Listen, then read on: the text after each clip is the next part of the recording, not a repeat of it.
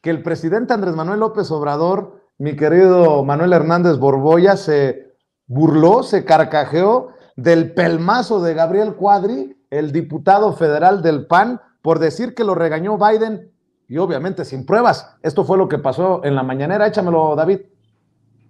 Pero mire, Cuadri, el que quiere que desaparezca Chiapas, Guerrero y Oaxaca, ¿no? Imagínense los de Copilco el Alto, que no sabían esto, por quién iban a votar. Los del Pedregal de Santo Domingo, ¡ay! ¿Por quién votaron?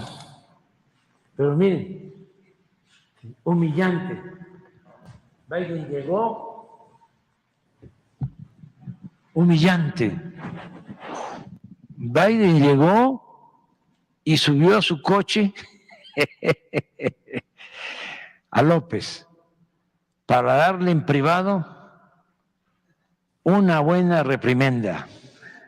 O sea, de muy buena fuente, ¿eh?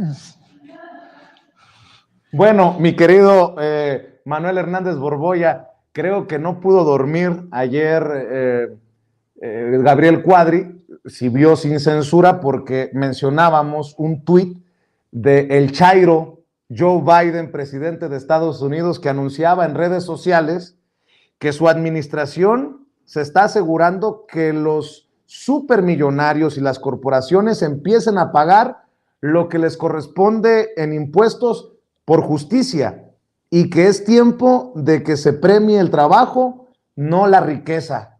Pues creo que lo ha dicho por 4 años Andrés Manuel López Obrador, haciéndole pagar a los que antes no pagaban, a los que les condonaban impuestos, y creo que le cayó mal la cumbre de Norteamérica a Joe Biden. Digo, para seguir pendejeando, perdón, para seguir exhibiendo a Gabriel Cuadri, Manuel.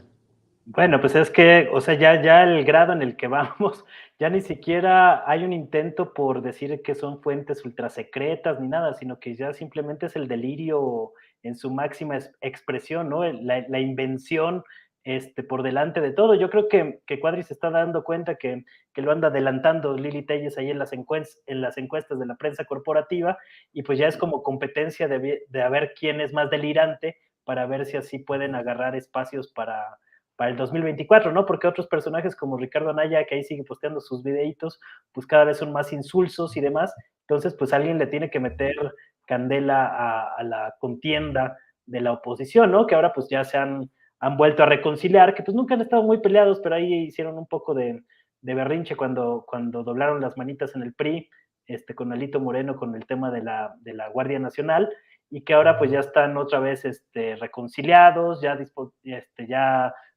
listos para ir en Coahuila y en el Estado de México juntos, PRI, PAN, PRD, como normalmente han ido.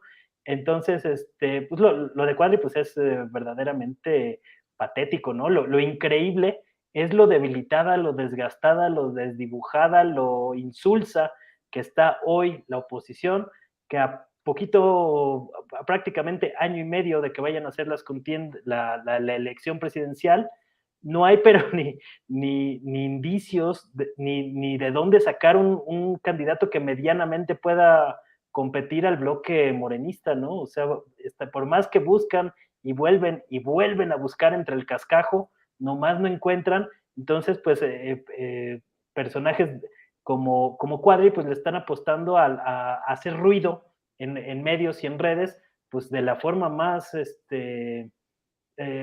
estúpida que puedan, porque no hay otra palabra para decirlo, ¿no? Porque esto ya no tiene ningún asidero con la realidad. Entonces, si en temas como